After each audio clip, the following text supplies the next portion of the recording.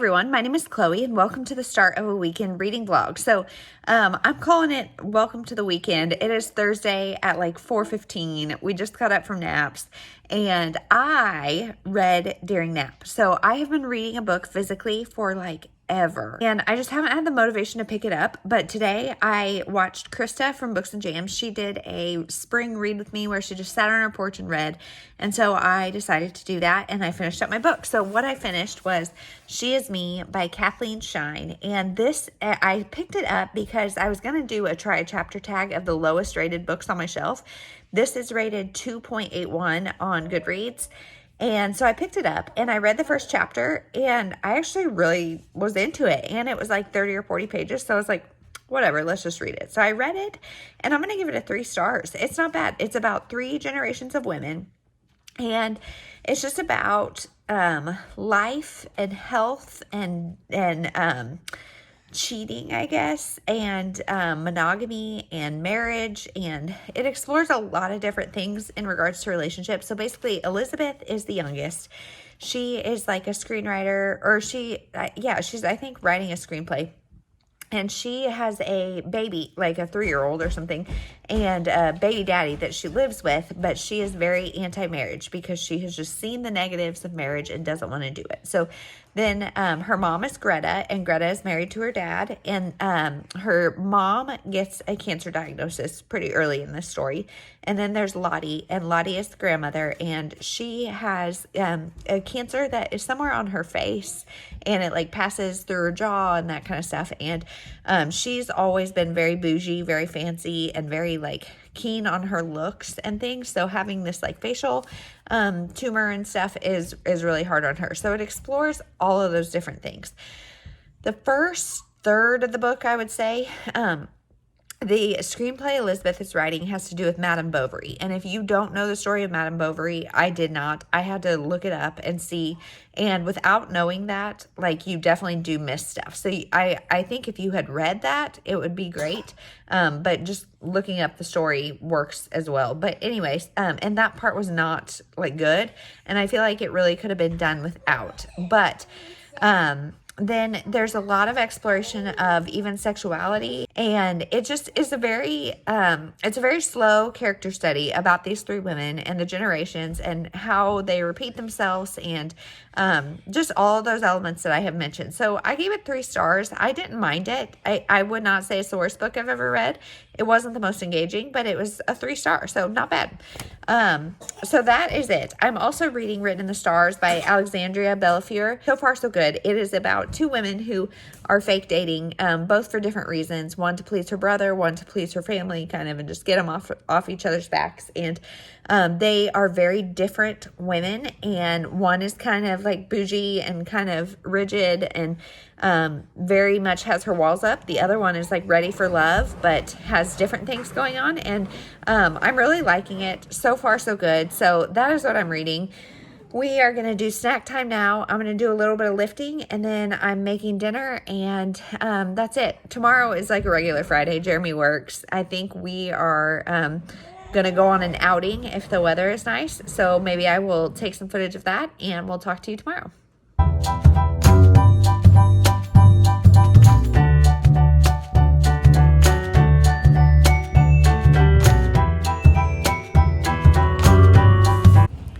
Hello everyone, it is Friday and TGIF, you guys, TGIF. So today's Friday and it is probably like 4:30, 5 o'clock. I don't know. The girls just got up and we are outside because it is beautiful out today. So we went to the zoo this morning with one of my good friends. She is about to have her first baby in June, and it's just so exciting. Like, I'm so excited for her. And last year at this time, I was in her position, being like super pregnant, about to have a baby in June. So it's kind of fun for me to see, like, oh yeah, remember last year I was this big and kind of uncomfortable and you know, that anticipating a baby. And so that's exciting. And when we got there, it was like 50 degrees. And by the time we left, it was like 70 and the sun is shining and it wasn't that windy. I don't know if you can hear it. The wind has kind of picked up, but that's your daily weather report for Kansas. But like, I feel like what we do and my mood is so dependent on the weather. And so today is just sunshiny and beautiful. Tomorrow's going to be cold and rainy. And then Sunday is another beautiful day. So I'm really excited about that, or at least like the Sunday part. As far as everything else goes, today I posted my TGI Friend Day announcement, just saying that it's not going to be happening every week. It's going to be happening a little less frequently just because life is so crazy. And you guys have been so kind. Like, the outpouring of comments and just support and people like being so understanding is so wonderful. And so thank you to everyone who watches and just who said something. I am one that, like, I hate giving up on things, and it feels like I'm giving up even though I'm not.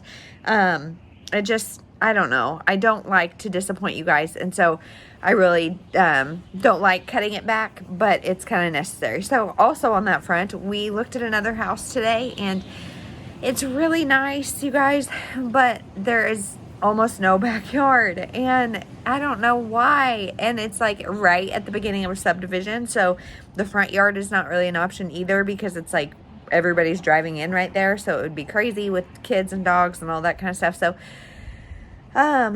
yeah, so there's that. At least this is not one that we like put an offer in and then lost it. That is really heartbreaking. So hopefully, like, our agent said, everything that is going to come on normally comes on Thursday, Friday, or Saturday. So I'm hoping tonight and tomorrow things will happen and we'll get a good one. I don't really know. So that's everything. I reached out to some preschools up there just to kind of see what wait lists and stuff are like, because the town I'm in right now, the preschools fill up, like, the wait list. If you're not on a wait list by March, you're not getting into that preschool in August or September. So in March, I sent some emails, and I don't think it's quite like that up there because there's just so many more options.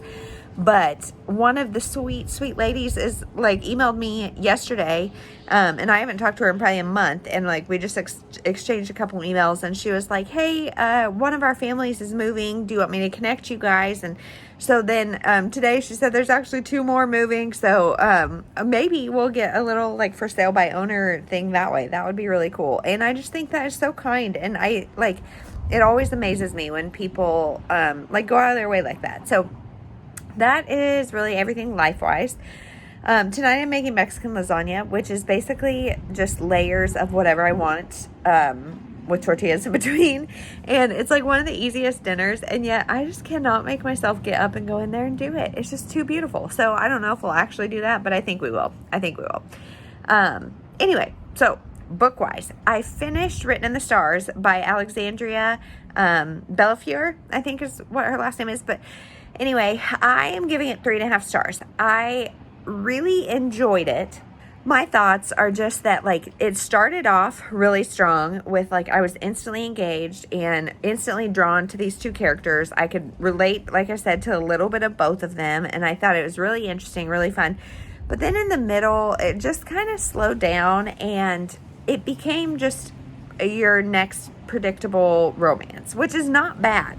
I loved watching these 2 people fall in love. I loved watching them because they were so opposite. I loved watching them kind of come to the middle. Fake dating is not my favorite trope, which I don't know if I've talked about that in this vlog or not. Like, I feel like there's always more buy-in from one person than the other, but this one, they set an end date of New Year's Eve, so that was kind of an interesting kind of spin on it.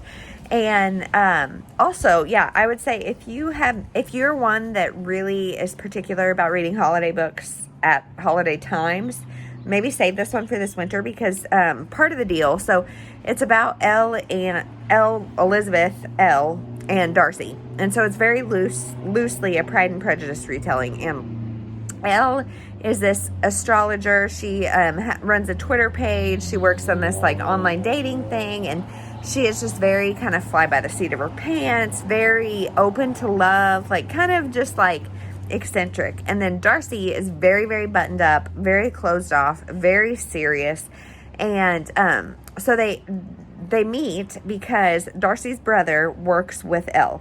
and he thinks they'll be a great match. So they go on this blind date, and it is awkward to say the least. But then Elle is like, what? When later he's like, hey, my sister is really into you, said you guys had a great time. And she's like, what? And so then she finds out, like, Darcy is wanting to do a fake dating situation, just to get her brother off her back.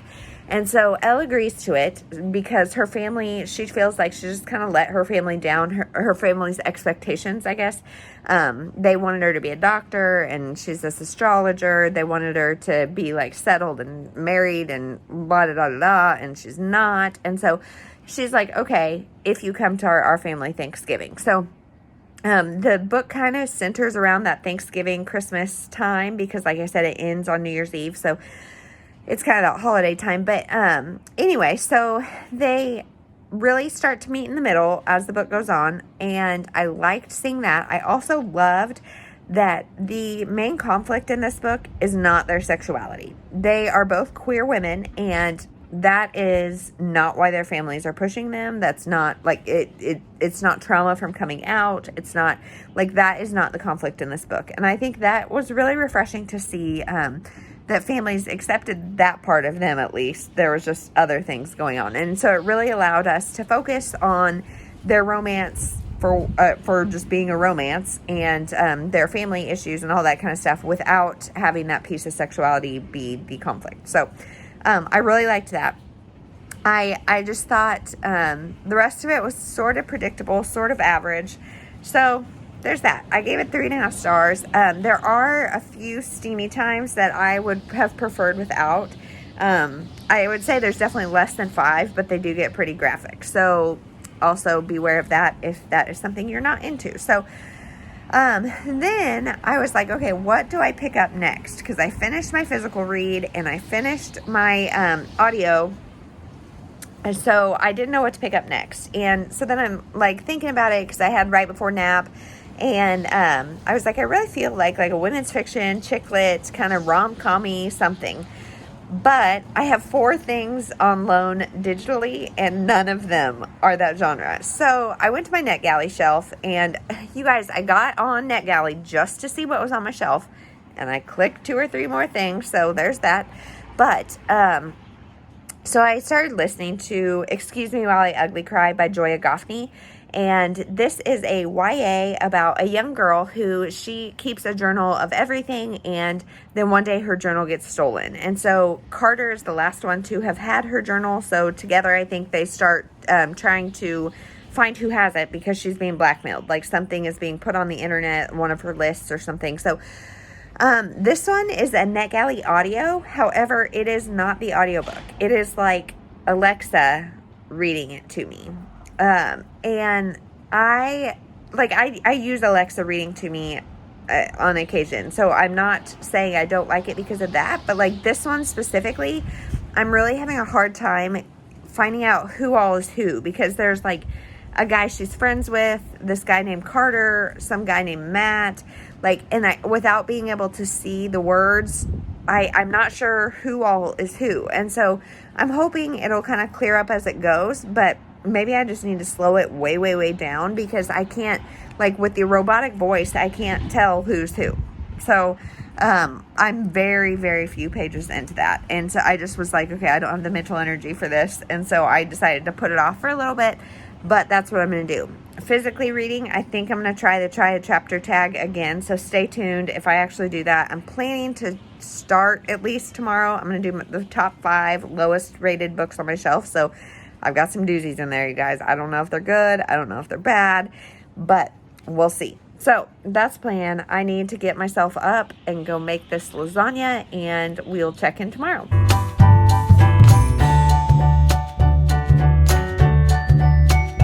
Everyone, it is Saturday and it's like 11 o'clock. I just put Annie down for a nap a little bit ago, then kind of got ready, and now I'm here to do a little bit of filming, I hope. So that's really what we've been doing today. Today I did a beach body workout, and you guys, it was a leg day mixed with cardio, and it was killer. Like, it was killer. And it was right before Annie's nap. So then I like tried to get off the floor while holding her, who, I mean, she's like 18 pounds or something, but I was like, I don't know if I can get off the floor. And, I mean, it was hard. And while I did that, my family played the pancake game, which is like a relay race game. I've talked about it a couple times. But so everybody was just kind of running around being crazy this morning, and it was a good time. And last night we had the perfect weather, you guys, like the perfect nighttime weather. It was rainy and like really ominous and creepy, but no storms. Like there were not thunder, lightning, nothing that will scare young children. And so it was just perfect. Like, it was so nice. And I just wanted to sit and read a thriller. And so I started to, but then I didn't because I was tired. But yeah, it was a great evening. So now it was gloomy this morning, but the sun is coming out. So I don't know what we're going to do, honestly. The farmer's market was this morning. We didn't go because it was like 40 degrees and cloudy. And now Annie is asleep and will be asleep until lunch. And so I don't know. This like mid-morning nap, with Ainsley was like really bummed when she was done with it because that meant like a lot less free time for me. But with Annie, I'm like really excited for her to be done with it because it's just inconvenient. So, yeah, that's everything life-wise.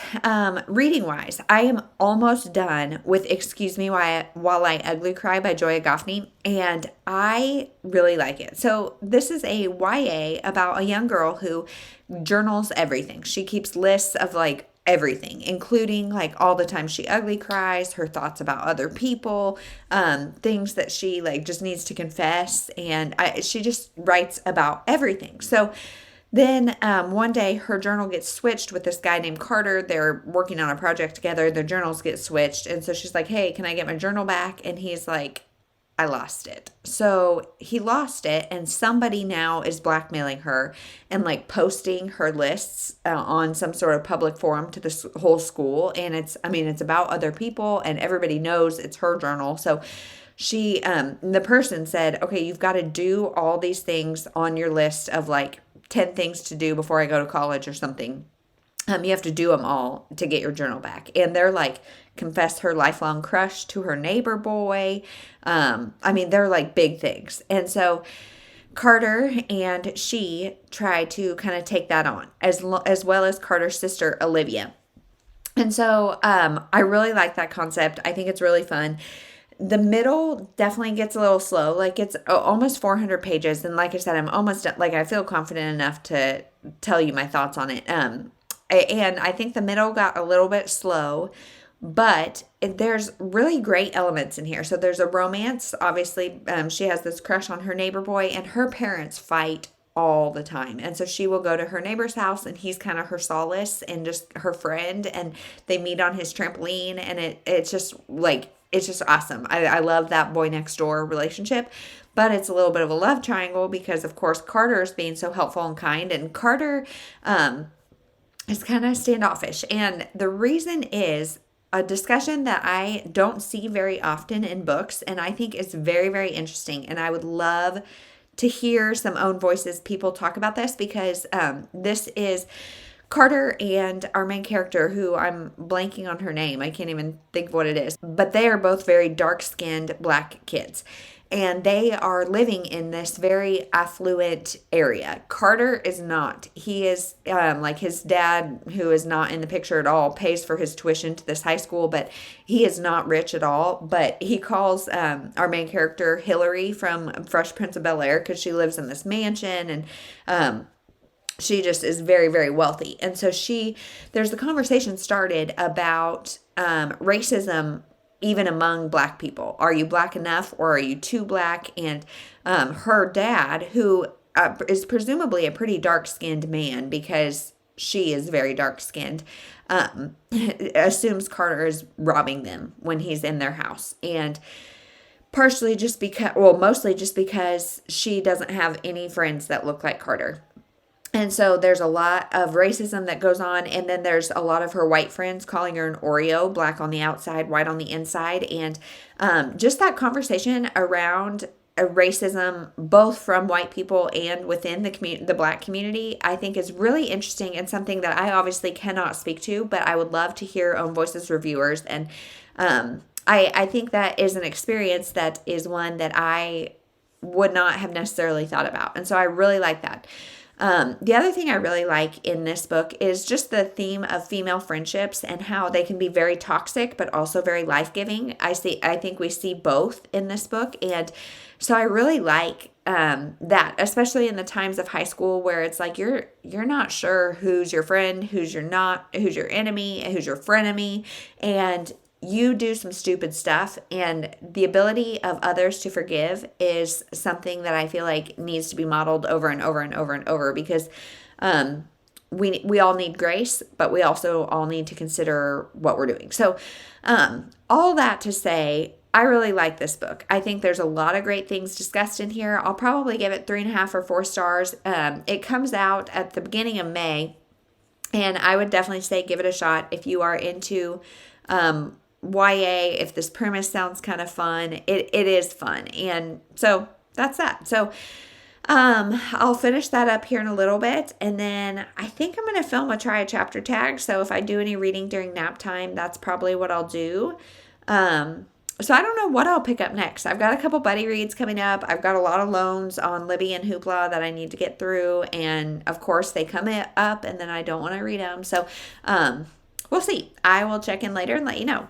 Also, I forgot to say, Saturday is breakfast for dinner. We always do breakfast for dinner on Saturdays. And so I think tonight I'm going to try a sheet pan omelet, or I don't know. A sheet pan seems pretty big, but I've seen on Pinterest and stuff, you just chop up all your veggies or whatever you want in your omelet, pour the eggs on top, and then bake it. And I'm not sure, by the time you guys see this, we'll know if I failed or if it worked.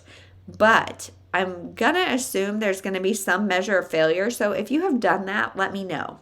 Because what I normally do is cook them in the skillet and then on pretty low heat, and then cover it so it cooks all the way through and stays kind of light and fluffy. And if it ain't broke, don't fix it. So why am I trying something different? I don't really know. But I've also tried it in muffin tins, and that has worked okay. So maybe this concept will work. But let me know, what's your favorite way to make omelets? Do you have any unique ways? Let me know. So I'll try to insert footage if it works or not.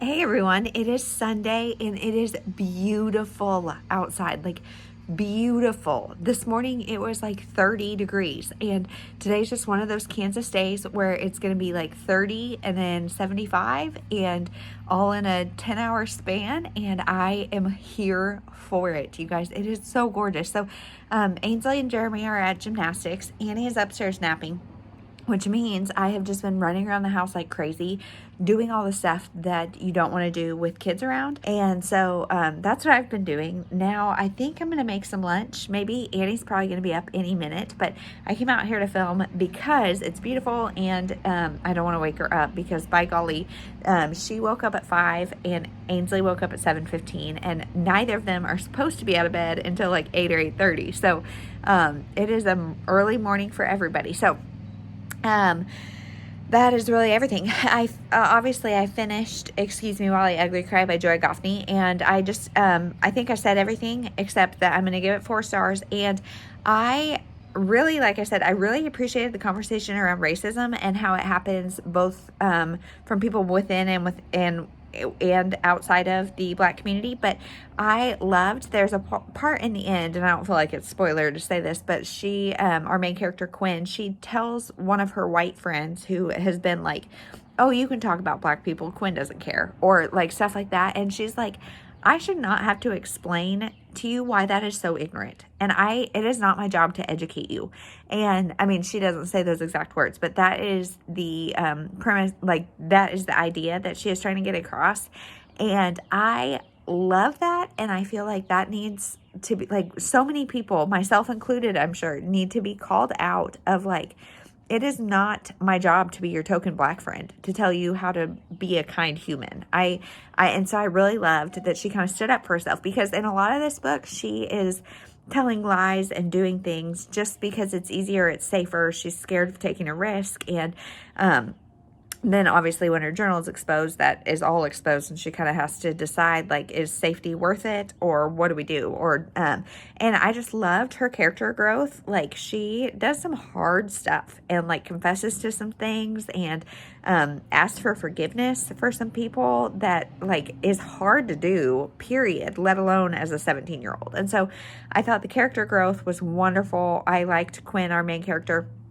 There's a couple other characters that I felt like were a little underdeveloped, and like the whole whodunit was a little lackluster, but overall 4 stars. I would definitely recommend. So then I picked up The Broken Girls by Simone St. James, and I'm buddy reading this with Tara from Buzzword Books, and I just started it this morning. I'm like 40 pages in, and I don't really have any thoughts on it yet because it's intriguing, but I don't know anything yet. It's dual timeline between 1950 and 2014 about this like boarding school type thing that is potentially haunted.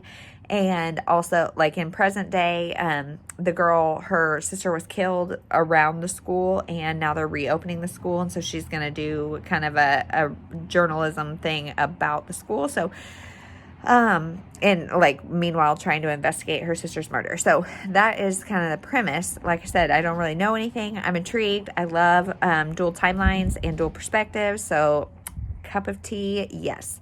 I think I'm going to close the vlog out here because the rest of the day, like, I just have got to get stuff done. And so that's really my plan. I'm not going to probably do any reading until bedtime. So, I probably won't have anything interesting to update. So, oh, the skillet omelet situation last night, it actually worked out really well. I probably won't do it again, because what I did is I put down foil and then sprayed it, and it's still kind of stuck.